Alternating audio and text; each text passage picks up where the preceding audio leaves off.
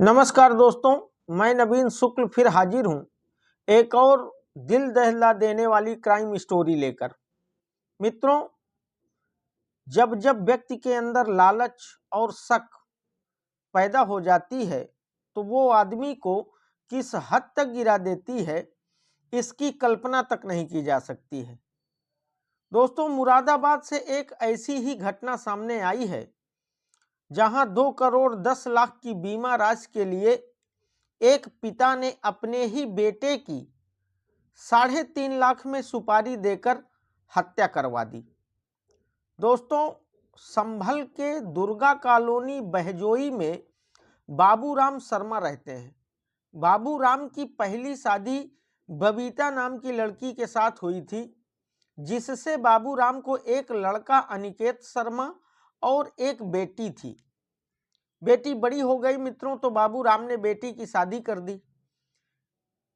बेटी के शादी के कुछ समय बाद इनकी पहली पत्नी बबीता की मौत हो गई, तो अब घर को कोई संभालने वाला नहीं था, कोई देख रेख करने वाला नहीं था मित्रों। तो बाबूराम ने करीब 12 साल पहले अपनी उम्र से आधी उम्र की लड़की बबली से शादी कर ली। बबली से भी दोस्तों बाबूराम को 2 बच्चे हैं। इधर अनिकेत शर्मा भी जवान हो गया था, इसकी भी उम्र 28-30 साल हो चली थी मित्रों। तो कुछ समय पहले उत्तराखंड के नानक मत्ता में एक डकैती की घटना हुई थी और इसी घटना को लेकर एक दिन अचानक उत्तराखंड की पुलिस आई और वह बाबूराम को गिरफ्तार करके ले गई। इस मामले में बाबूराम लंबे समय तक जेल में रहा, लेकिन जब जमानत पर जेल से बाहर आया मित्रों, तो उसने देखा कि घर में उसकी बीबी बबली और बेटे अनिकेत के बीच में कुछ ज्यादा ही नजदीकियां हो गई हैं। दोस्तों, बाबूराम जब भी घर आता था तो वो देखता था कि उसकी पत्नी और बेटा अनिकेत कुछ ज्यादा ही आपस में हंस बोल रहे हैं, कुछ ज्यादा ही केमिस्ट्री जम रही है। इस बात से बाबूलाल के मन में तरह तरह की आशंकाएं पैदा होने लगी मित्रों, और उसे यह बात बेहद अखरने लगी मित्रों। 2-3 बार बाबूराम ने बेटे को समझाया, पत्नी बबली को समझाया। बबली तो मान जाती थी मित्रों, लेकिन बाबूराम का बेटा अनिकेत ये सब मानने के लिए तैयार नहीं था। वो उसी तरीके घर में बबली के साथ जो है हंस बोल के बात करके और अच्छे से रहता था। मित्रों, समझाने के बाद भी जब कोई फर्क नहीं पड़ा, तो एक दिन बाबूराम ने अनिकेत को काफी मारपीट दिया। अनिकेत ने बाबूराम से कहा कि देखिए, अब आपकी उम्र हो गई है, 55-60 साल उम्र है आपकी, और आप इस तरीके हाथ उठाएंगे, कहीं गलती से मेरा भी हाथ उठ गया तो फिर गड़बड़ हो जाएगा। लेकिन मित्रों, ये मारपीट का सिलसिला जो है कई बार हो गया। जब जब अनिकेत को बबली से बात करते हुए देखते बाबूराम, तो उन्हें गुस्सा आ जाती और वो बेटे को मारने लगते। रोज रोज की किचकिच से आजी जाकर एक दिन अनिकेत ने भी बाबूराम को पीट दिया। बाबूराम को इस बात से बहुत आघात पहुंचा मित्रों, और उसने अब अपने ही बेटे अनिकेत को रास्ते से हटाने की ठान ली। इसी बीच मित्रों, बाबूराम ने अपने एक वकील दोस्त आदर्श कुमार, जो अमरोहा नौगांव सादात के रतनपुर का रहने वाला था, उसे सारी बात बताई और उसे बताया कि मैं अपने बेटे से बहुत प्रताड़ित हूं। वो नशा करता है, रोज घर में आके झगड़ा करता है, और उसके और मेरी बीबी के बीच में शायद कुछ ज्यादा ही नजदीकियां हैं। तो मैं अपने बेटे को रास्ते से हटाना चाहता हूं। और जैसे ही बाबूराम ने उस वकील आदर्श कुमार को ये बात बताई, तो आदर्श कुमार ने बाबूराम से कहा कि क्यों चिंता कर रहे हो, तुम्हारे बेटे का कोई न कोई परमानेंट इलाज कर लिया जाएगा। फिर आदर्श ने बाबूराम को समझाया कि बेटे को जब तुम मारना ही चाहते हो, रास्ते से हटाना ही चाहते हो, तो डबल फायदे की सोचो ना। उसे मारने से पहले उसका बीमा करवा दो, तो मारने के बाद तुम्हें बीमे की पूरी रकम मिल जाएगी, पर्याप्त पैसा मिल जाएगा, तुम्हारा काम भी अच्छे से चलने लगेगा। अब इसी प्लानिंग के तहत मित्रों 2 जनवरी 2024 को आदर्श ने HDFC बैंक में अनिकेत का अकाउंट खुलवाया और टाटा कंपनी से 2 करोड़ 10 लाख का बीमा करवा दिया। सारे कागज मित्रों आदर्श ने अपने पास रख लिए और बाबूराम को उसने धोखे में रखा। उसने बाबूराम को यह नहीं बताया कि 2 करोड़ 10 लाख का बीमा करवाया गया है, बल्कि उसने बाबूराम को बताया कि सिर्फ 25 लाख का ही बीमा करवाया गया है। चूंकि वो बाबूराम को सिर्फ 25 लाख का आधा हिस्सा ही देने चाहता था और उसने कहा कि प्लान अगर सफल हो जाता है तो इस 25 लाख में हम दोनों आधी आधी रकम बांट लेंगे। दरअसल मित्रों आदेश कुमार बाबूराम को 12 लाख देकर सारी रकम खुद ही डकार लेना चाहता था।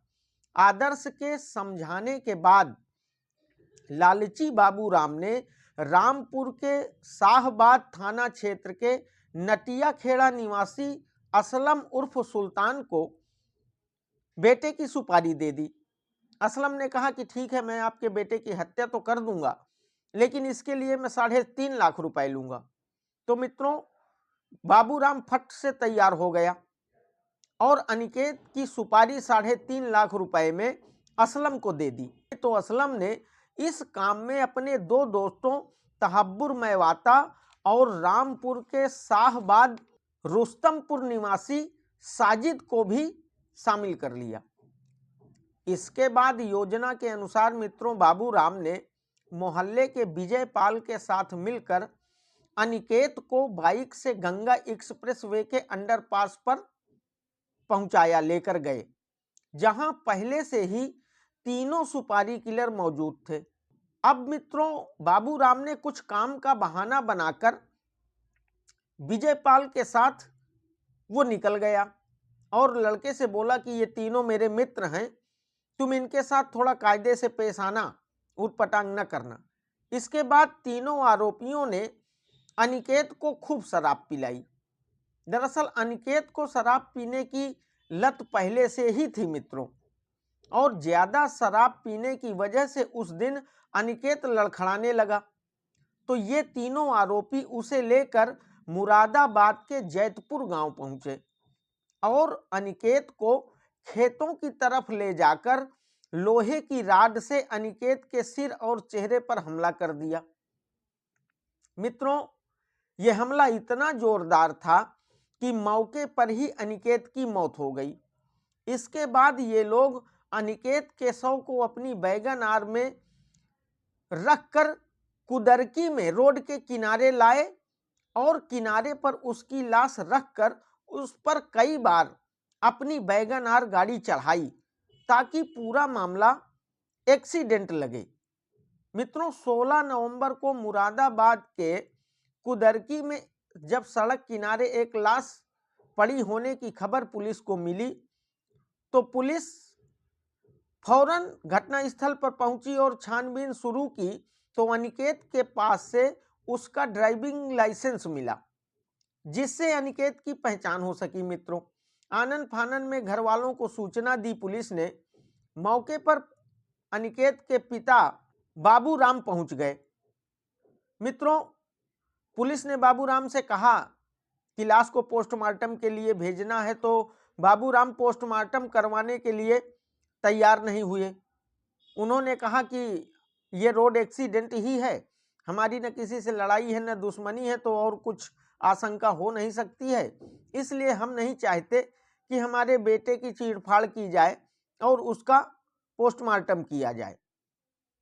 लेकिन पुलिस ने लाश को पोस्टमार्टम के लिए भेज दिया। अब मित्रों जैसे ही पोस्टमार्टम की रिपोर्ट आई पुलिस भी चौंक गई। पुलिस ने जब पोस्टमार्टम रिपोर्ट में देखा कि अनिकेत की रोड एक्सीडेंट में मौत नहीं हुई बल्कि उसकी हत्या की गई है। उसके चेहरे और सर पर गंभीर चोटों के निशान हैं जो एक्सीडेंट के नहीं लग रहे। अब मित्रों, पुलिस ने जब पोस्टमार्टम रिपोर्ट में हत्या की बात राम बाबू के सामने रखी, उसका जिक्र किया, तो भी राम बाबू पुलिस की बात को नकारता रहा और घटना को हादसा बताने पर ही अड़ा था। बाबू राम ने कहा कि मेरे बेटे की हत्या कोई क्यों करेगा, उसकी किसी से कोई दुश्मनी नहीं थी, उसे मारकर किसी को क्या मिलेगा, हम तो बहुत गरीब लोग हैं, यह निश्चित रूप से हादसा ही है।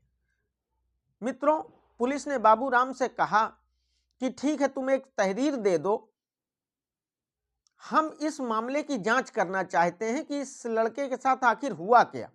लेकिन बाबू राम तहरीर देने को भी तैयार नहीं था। फिर काफी समझाने बुझाने के बाद अनिकेत के चाचा की तहरीर पर पुलिस ने मुकदमा दर्ज किया और पुलिस को तो पहले से ही मित्रों बाबू राम पर शक था, तो सबसे पहले पुलिस ने बाबू राम से ही पूछताछ शुरू की। पहले तो बाबू राम पुलिस को इधर उधर घुमाता रहा, टहलाता रहा मित्रों, लेकिन थोड़ी सख्ती के बाद बाबू राम टूट गया और उसने अपना जुर्म कबूल कर लिया और पुलिस के सामने अनिकेत के हत्याकांड की पूरी प्लानिंग और पूरी कहानी खोल कर रख दी। मित्रों, बाबू राम के इस कबूलनामे के बाद पुलिस ने बाबू राम और तीनों हत्यारोपियों को गिरफ्तार करके जेल भेज दिया। इस पूरे केस के मास्टरमाइंड और बाबू राम के वकील जो वो दोस्त था आदर्श कुमार, वो मित्रों फरार चल रहा है। और जो इनके मोहल्ले का आदमी था विजय पाल, जिसके साथ बाबू राम ने अनिकेत को हाईवे पर पहुंचाया था और इन तीनों अपराधियों से मिलाया था, वो भी अभी फरार चल रहा है। मित्रों, इन दोनों की लगातार तलाश में पुलिस छापेमारी कर रही है और इन्हें गिरफ्तार करने की पूरी कोशिश चल रही है।